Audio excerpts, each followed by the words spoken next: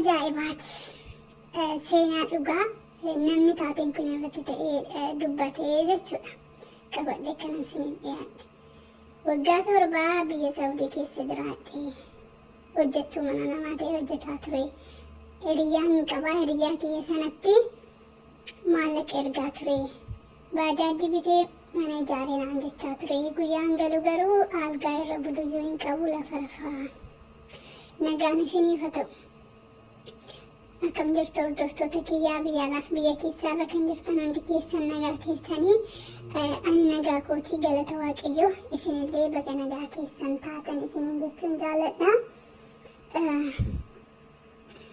Jaalalli akkuma jirutti ta'e obboloota koo nama tokkorraa waa tokko barachuun dirqama. Gaafa inni tokko miidhamu hamma narratti ta'ee hamma sirratti ta'ee ofirratti arginutti deemuudha hin qabnu jechuudha. Nama sanarraa waa barannee darbuudha qabna. Mucayyoon kun jaallattee amantee maallaqa ishee waggaa 7tti ergaa turte. Waggaa 7 miti guyyaa 7 biyya ormaa keessa mana ormaa keessa gola ormaa keessa akkatti dabarsinu nutu beeka. Guyyaa 7 miti sa'aatii 7 iyyuu jechuudha. Garuu asirratti waggaa 7 guutuu dadhabdee gaafa dadhabbii ishee kana hunduma abduu maaltu ishee dhaga'ama? Mee yeroo tokko osoo ana ta'e jennee osoo yaadne maaltu mee nutti dhaga'ama? Mucayyoon kun akkuma namaa hojjedhee ragaa'u kana ergaan godhadhee wantoota inni itti himaa ture sana jechuudha. Galee nan boqodhaa jettee galte. Gaafa galtu garuu inni isheen dhagaa turtee fi inni isheen galtee argitu wal addaa jechuudha. Ifaa fi dukkana ta'a jechuudha. Nama jaalladhu malee hin amaniin kan jedhu macaafa qulqulluuti. Nama jaallachuun akkuma jirutti ta'e dhibbaa fi dhibbaammoo nama amanuun yeroo har'aa kana baay'ee ulfaata. Baratti haati ilmoo isheetti jabaatte, baratti obbolaan obbolaatti jabaate kana keessatti baratti namni faayidaaf wal ajjeese wal qabu obbolaa wal ajjeesu keessaa nama hin beekne nama miidiyaatiin baran yookaan nama abbaa manaa kooti jedhanii tokko amananii waan waggaa 7 hojjetan guutuu nama sanarratti erguun baay'ee ulfaata akka yaada kiyyaatti jechuudha. Wal jaallachuu wal amanuun bareeda garuu gaafa wanti ati eegdu akka eegdu ta'uu baate maalan ta'a akkaman ta'a isa jedhus immoo yaaduun gaariidha jechuudha. Dhugaa dubbachuuf eenyumtiyyuu akka harka ofiitti namaa hin ta'u.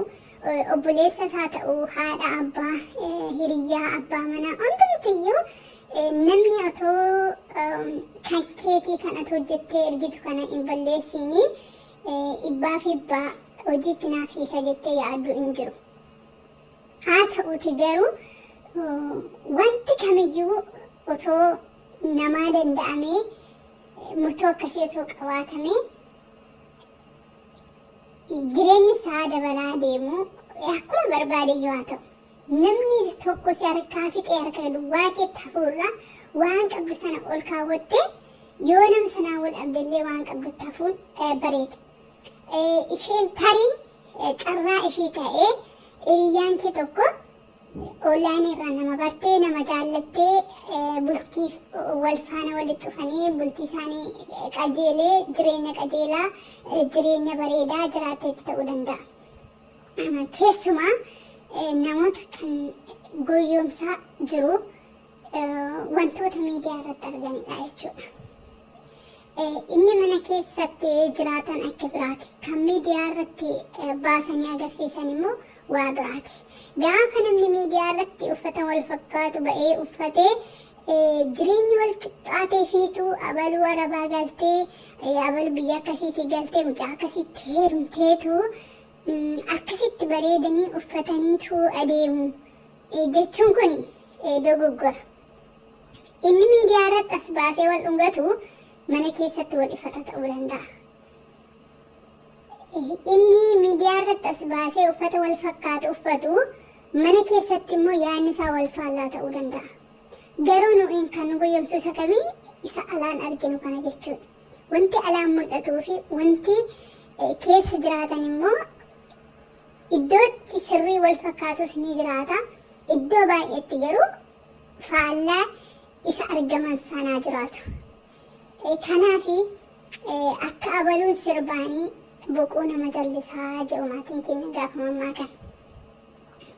Abalu miidiyaa irratti bartee jaallattee galtee waggaa 2 hojjettee galtee kunoo jireenya akkasii jiraatte waggaa 4 hojjettee galtee jireenya akkanaa jiraatte anis akkasumaan go'aa abaluyyuu maatii ishee iifteetu isarratti ergitee obboleessa ishee iifteetu hiriyaa isheetitti ergitee warri jettanii wal ilaaltanii hallayyaa buutan jechuudha. Osoo wantoota akkasiirraa of qusattanii maatiin keessaniyyuu gaafa isin harkaa qabdanii kan isin jaallatan kan isaan nu jaallatan maaliif jennaan fayyaa fi farsoonii firan dhabuu jedhamti.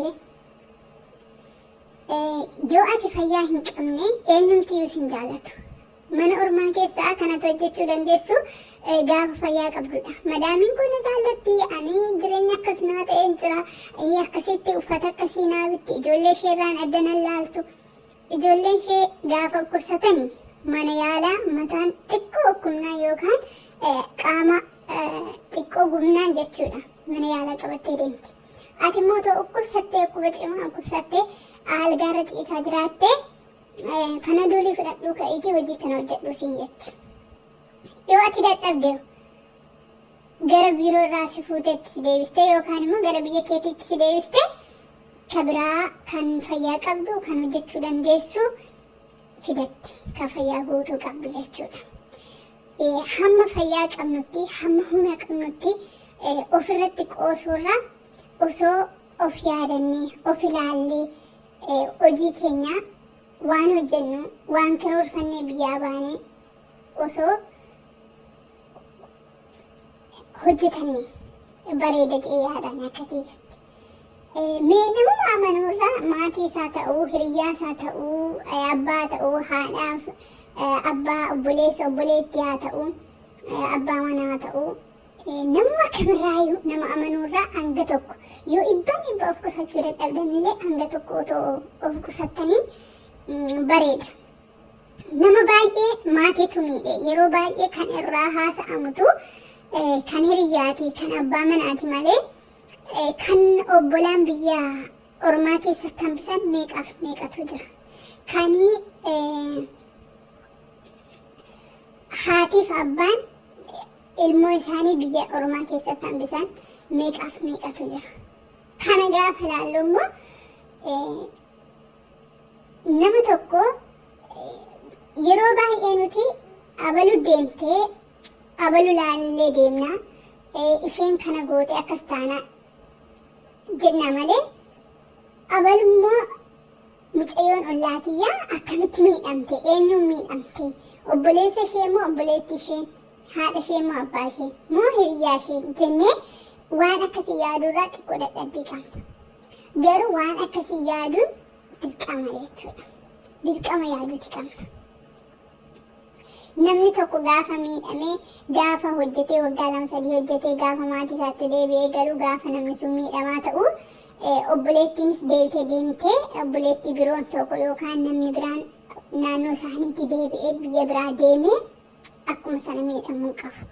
Ishee miidhamterraa waa barachuu namni gaafa miidiyaatti ba'ee wantoota isa mudate tokko dubbatu wanta isa duraa bade sanatu isaaf deebi'aaf osoo hin taane obboleettiin kiyya biyya ormaa keessa jirtu akka kiyya kana hin miidhamin cabaan cabe kana hin cabin miidhamaan miidhame kana hin miidhamii ani amalee kan isaan baanii himanii mana isaanii keessatti bu'anii dhiisuu danda'u warri mudannoo garaagaraa qaban jechuudha. Garuu inni miidhama kan hin miidhamne immoo waa irraa barate borillee miidhamurraa of haa qusatuuf kan isaanii mudannoo isaanii waan itti miidhaman waan ta'an hundumaa ba'anii dubbatan jechuudha. Malee kan isaanii kabade sanatu isaaniif deebi'aaf osoo hin taane inni ganaa hojjetataa jiru immoo daandiitti yaadee bi'u akka koo kana miidhamini akka koo kana akkanumaan dafqisaa akkasumaan hin ta'ini isa jedhamuutiin jechuudha. Wantoonni kun hundumti miidiyaatti ba'amee haasa'ama. Kanaaf immoo sanarraa waa barannee waa irraa of qusachuun immoo dirqama keenya jechuudha. Dhugaa baay'ee hin ulfaata. Jireenyi biyya lafaa kanaa ulfaataadha. Sana keessatti garuu nuyi ofiif yaaduu qabna. Firri siif hin yaadu sirra jechuudha. Haatiif abbaan kee obboleessa obboleettiin kee hamma ati of jaallattu irra sin jaallatan. Kanaaf wantoota akkasii irraa akka of qusattan isiniin jedha. Nagaa ta'aa hanga viidiyoo biraa walitti deebinutti.